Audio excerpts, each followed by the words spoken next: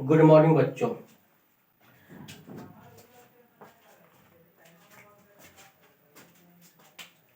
देखिए, पिछले क्लास में हम लोगों का जो चैप्टर चालू हुआ था वो चैप्टर चालू हुआ था 12.1, है ना। तो 12 जब 1 चालू हुआ था तो किन्हीं कुछ कारणों से ये रुक गया था। तो आइए यहां से हम आगे बढ़ते हैं।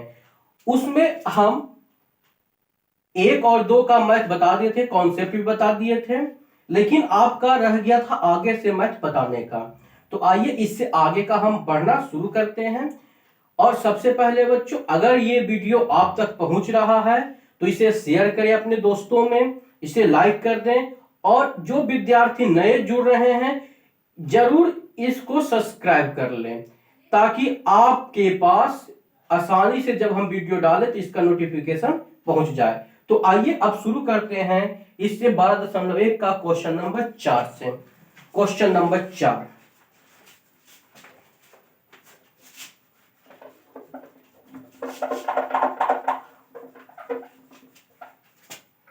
क्वेश्चन नंबर 4 देखिए, क्वेश्चन नंबर 4 आपका कह रहा है किसी कार के प्रत्येक पहिए का व्यास 80 सेंटीमीटर है। यदि यह कार 66 किलोमीटर प्रति घंटे की चाल से चल रही है तो 10 मिनट में प्रत्येक पहिया कितने चक्कर लगाती है। तो सबसे पहले देखिए, यहां पर जो पहिए का व्यास दिया हुआ है, यहां पर लिखेंगे पहिए का व्यास कितना दिया हुआ है, ये 80 सेंटीमीटर दिया हुआ है। तो सबसे पहले ये ध्यान में लाइए आप लोग कि पहिए का व्यास, पहिया क्या होता है, वृत्ताकार होता है, यानी वृत्ताकार वृत्त का व्यास दिया हुआ 80 सेंटीमीटर, तो आर इसका क्या हो जाता है, त्रिज्या इसका आधा हो जाएगा, यानी कितना हो जाएगा, ये 40 सेंटीमीटर हो जाएगा। ठीक है, तो अब इसका हम क्या निकाल लेंगे, परिधि निकाल लेंगे। तो लिखेंगे इसलिए पहिए की परिधि बराबर सूत्र होता है 2 पाई आर, सूत्र याद रखिएगा निश्चित। तो 2 गुने 22/7 गुने 40 सेंटीमीटर हो गया। हम इसको गुना नहीं करते हैं, इसलिए गुना नहीं करते हैं कि ये आगे जाके कटने वाला है। ठीक है, उसके बाद हम आगे चलते हैं तो हमको क्या कह रहा है, यदि यह पहिया, यह कार 66 किलोमीटर प्रति घंटे की चाल से चल रही है तो 10 मिनट में निकालना। तो देखिए, 1 घंटे में पहिए द्वारा तय दूरी कितना है, 66 किलोमीटर। तो हम निकालेंगे 1 घंटा में कितना होता है बच्चों, तो 1 घंटा में होता है, मिनट में पूछ रहा तो मिनट में हम इसको निकालेंगे, तो 1 घंटा में होता है 60 मिनट। तो हम यहाँ पे लिखेंगे 60 मिनट। 60 मिनट में पहिए द्वारा तय दूरी बराबर। अब यहां पर गौर से देखिए, ये आपका किलोमीटर है और ये आपका क्या है, सेंटीमीटर है ना। तो इसको किलोमीटर को हम सेंटीमीटर बदलते हैं। तो 66 गुने 1 2 3 4 5, ये आपका बन गया सेंटीमीटर। ठीक है, तो अब हमको इसको 1 मिनट में निकालना, इसलिए 1 मिनट में पहिए द्वारा तय दूरी बराबर 66 गुने 1 2 3 4 5 और बटा कितना हो गया, ये 60। कट गया 1 0 से 11 छाके 66 भी कट गया, है ना। तो हमको 10 मिनट का पूछ रहा है, इसलिए 10 मिनट में पहिए द्वारा तय दूरी बराबर कितना हो जाएगा, 11 गुने 1 2 3 4 गुने 10, यानी हमको हो जाएगा 11 गुने, है ना, 100 गुने 1000। हम इस तरह से लिख सकते हैं सेंटीमीटर। अब कहिएगा कि इसलिए किस लिए कर दिए सर, तो इसलिए किए कि काटने के दृष्टिकोण से ही हमको इजी हो जाए। अब कह रहा है कि 10 मिनट में पहिए कितना चक्कर लगाएगा, तो लिखेंगे दूरी को तय करने में पहिए द्वारा लगाए गए चक्रों की संख्या बराबर, टोटल आपका इतना है 11 गुने 100 गुने 1000 और बटा आपका एक चक्कर में इतना दूरी तय होता है, यानी 2 गुने 22 गुने 40 गुने 7 ऊपर चढ़ जाएगा। काट दीजिए, 11 गुनी 22 हो गया ये आपका कितना से कट गया, 25 से कट गया। ये आपका कितना से कट गया, 250 से, 25 से कट गया। यानी आपका बच गया 25 गुने 7, यानी आपको कितना आ जाएगा, 43, 75 आपका आंसर हो जाएगा। ठीक है, ये ज्यादा मैथ आपको हार्ड नहीं था, लेकिन हाँ इस टाइप का परीक्षा में मैथ निश्चित तौर पे पूछता है, इसलिए ध्यान रखिएगा।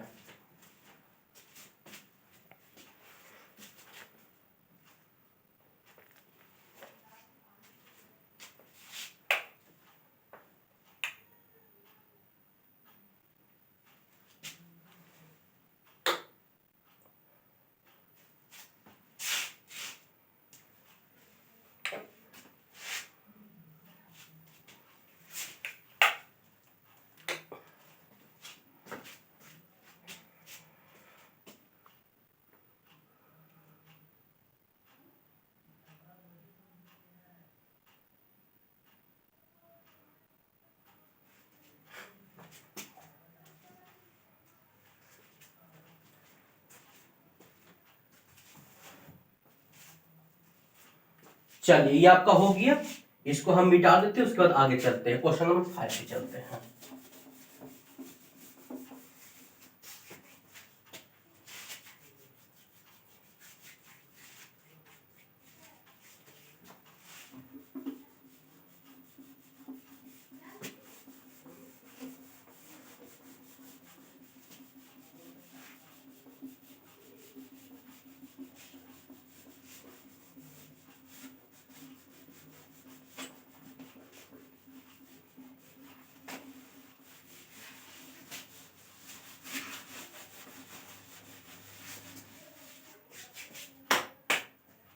आइए क्वेश्चन नंबर 5 पे देखते हैं।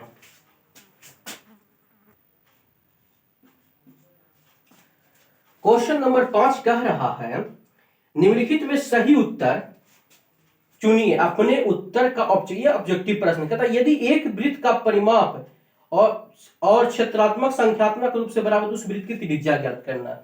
यानी यहां प्रश्न बोल रहा है बच्चों कि वृत्त का परिमाप, वृत्त का परिमाप बराबर है वृत्त का क्षेत्रफल का, क्षेत्रफल का बराबर है। तो वृत्त का परिमाप हम जानते हैं कि 2 पाई आर होता है, अब वृत्त का क्षेत्रफल होता है पाई आर स्क्वायर। तो इसमें से हम आर निकालेंगे, इसलिए आर बराबर 2 पाई आर बटा पाई आर। आर खत्म हो गया, बचेगा कितना, 2 मात्रक बच गया। ठीक है, उसके बाद आपका ये चैप्टर पूरा हो चुका है। ठीक है, उसके बाद हम लोग चलते हैं आगे के चैप्टर के कॉन्सेप्ट पे।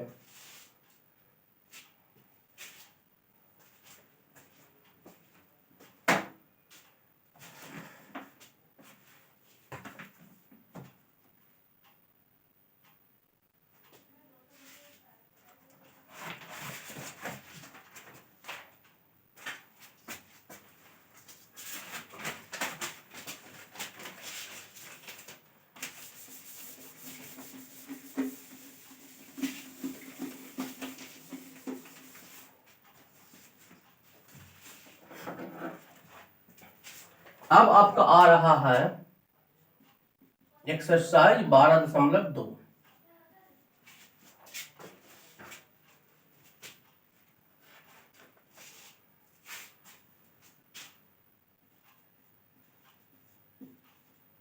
प्रमुख तथ्य।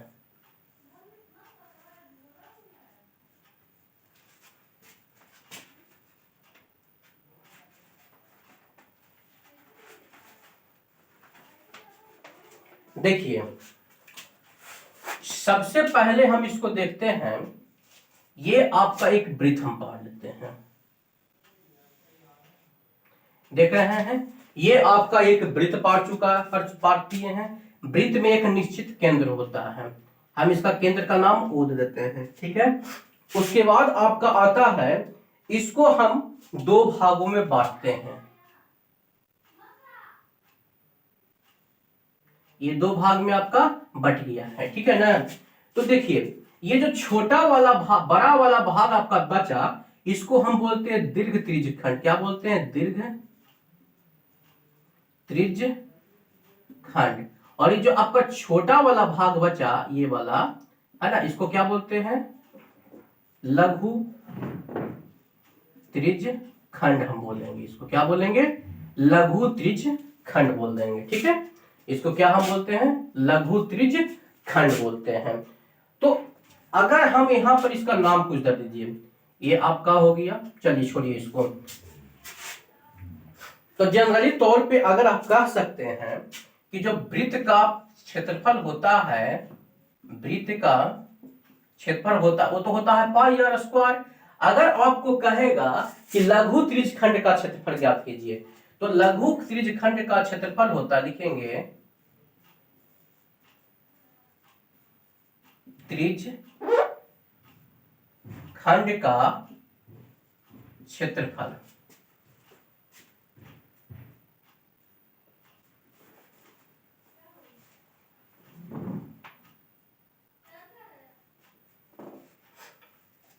अगर बाद में मान लीजिए यहां पर आपका कोई थीटा कोण बना लेता है, ठीक है, यहां पे थीटा कोण बना लेता है, तो कोण थीटा वाले, यहां पे लिख देते हैं कोण थीटा वाले त्रिज्यखंड का क्षेत्रफल बराबर हो जाएगा थीटा बटे 360 गुने पाई आर स्क्वायर हो जाएगा, है ना। इसको ध्यान में रखिएगा, ये सब आपका इंपॉर्टेंट सूत्र है, कॉन्सेप्ट इसको बताया जा रहा है, हम ध्यान से रखिएगा। ठीक है, और एक बात तो हम आपको बता ही दिए हैं कि अगर आपके पास वीडियो जाता है, चाहे वो किसी भी माध्यम से क्यों ना जाए, है ना, किसी भी माध्यम से क्यों ना जाए, आप उसको लाइक कर दीजिए, अपने दोस्तों में शेयर कर दीजिए, और जो नए विद्यार्थी देख रहे हैं वीडियो को और आगे वीडियो को देखना चाह रहे हैं, तो उसे सब्सक्राइब कर दे, ताकि हम जब वीडियो अपलोड करें तो इसका नोटिफिकेशन आप तक निश्चित पहुंच जाए। तो आइए आप आगे देखते हैं। उसके बाद अगर आपको कह रहा है कि सबसे पहले अगर दीर्घ वृत्तखंड का क्षेत्र निकालने के लिए कहेगा, तो क्या इसे निकालेंगे? दीर्घ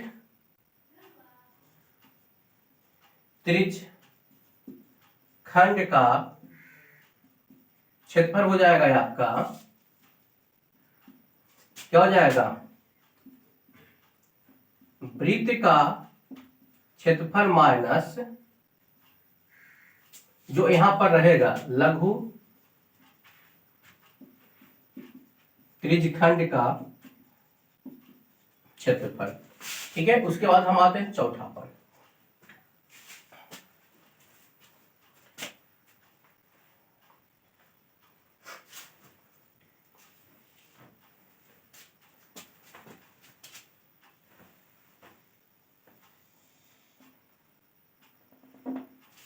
अब ये देखिए केंद्र है, इससे हम लघु खंड का त्रिज्या काट लिए हैं, ओ हो गया, इसका थीटा हम मान लेते हैं क्यू है, आपका ए है, ये क्या है?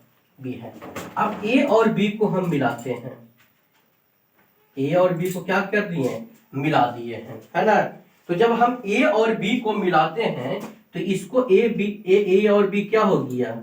ए बी बराबर जीवा हो गया आपका, कितना हो गया? जीवा या चाप की लंबाई, है ना। ये भी आपको इसको लिख सकते हैं चाप की लंबाई या जीवा, एक प्रकार का हो गया, ठीक है ना। तो अब हमको कहेगा कि चाप की लंबाई निकालिए, तो थीटा वाले, है ना, यहाँ पे लिख सकते हैं हम कि कोण थीटा वाले त्रिज्यखंड के संगत चाप की लंबाई बराबर संगत चाप की लंबाई बराबर हो जाता है पाई 2 पाई आर 360 गुने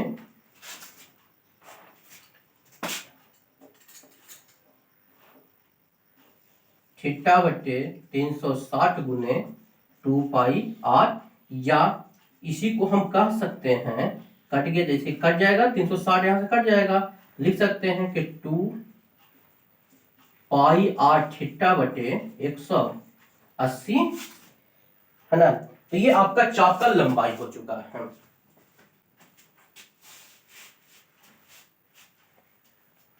ये आपका चाप का लंबाई। तो कुछ कॉन्सेप्ट हम लोग 4 समझ चुके हैं। उसके बाद आइए कॉन्सेप्ट आगे चलते हैं, समझते हैं।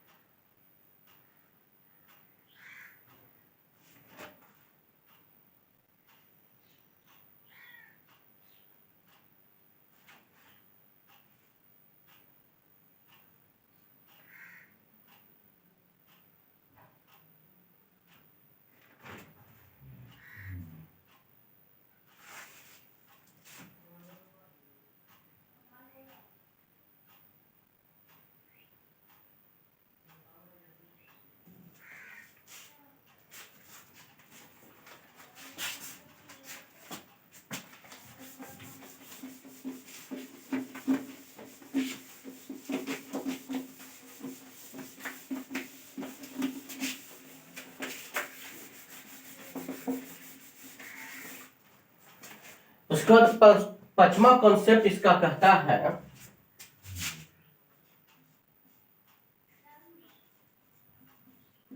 लघुखंड या वृत्तखंड का क्षेत्रफल बराबर। लघुखंड या वृत्तखंड का क्षेत्रफल बराबर।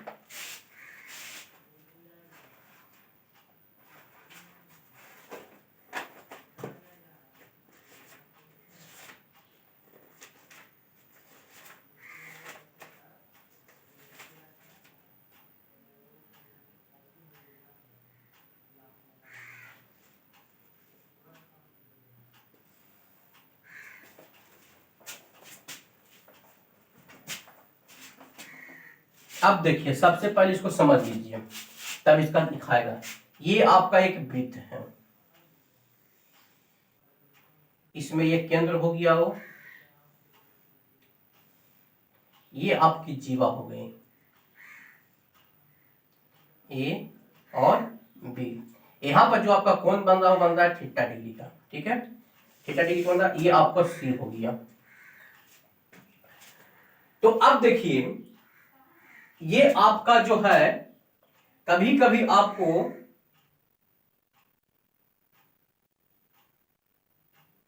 इसका ये जो देख रहे हैं, ये वाला भाग का क्षेत्रफल निकालने के लिए कहा देगा।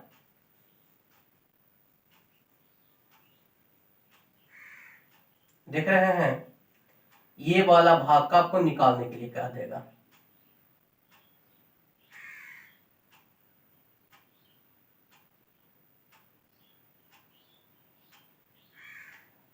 ये वाला भाग का निकालने के लिए आपको कह देगा।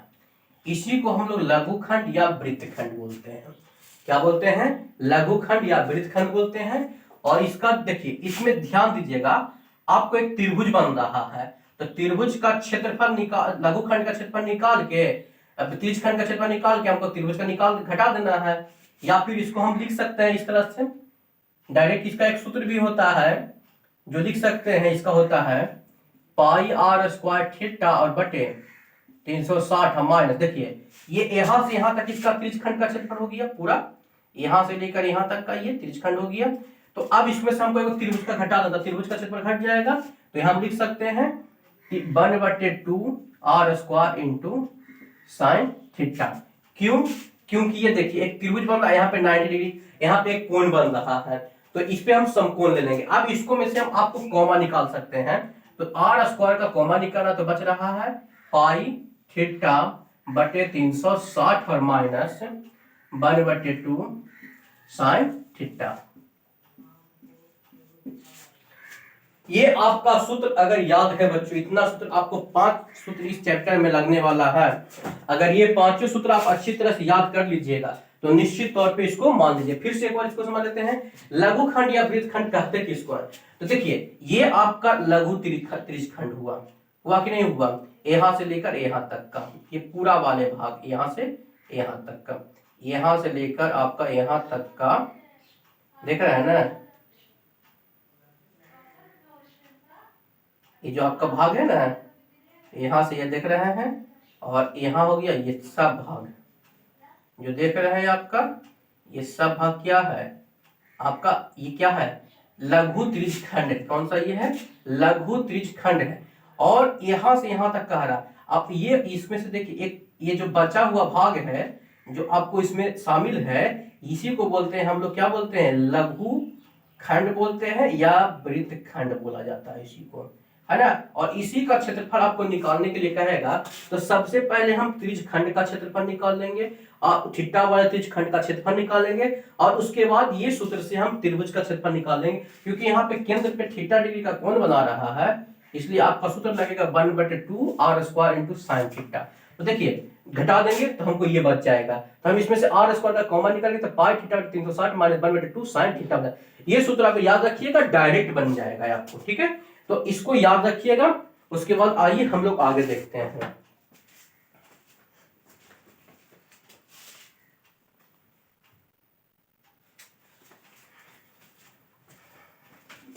चैप्टर का हम लोग मैथ चलते बनाने के लिए,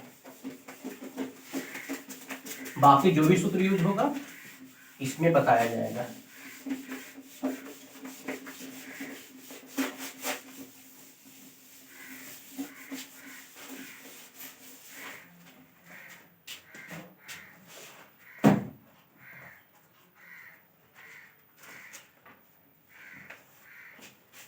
पहला क्वेश्चन आपका कह रहा है 12.1 का कि 6 सेंटीमीटर त्रिज्या वाले एक वृत्त के एक त्रिज्यखंड का क्षेत्रफल ज्ञात कीजिए जिसका कोण 60 डिग्री है। देखिए यहाँ पे r आपका दिया हुआ है 6 सेंटीमीटर, और थीटा का वैल्यू कितना दिया हुआ है, 60 डिग्री दिया हुआ है। बहुत ही इंपॉर्टेंट क्वेश्चन है, अक्सर ये परीक्षा में देखने को मिला है, ठीक है। तो सबसे पहले यहाँ देखिए, ये आपका एक वृत्त हुआ, ये क्या हो गया, वृत्त, इसका एक केंद्र है, और केंद्र का नाम हम O दे देते हैं, ठीक है। और यहां से यहां तक इसका देखिए त्रिज्यखंड है,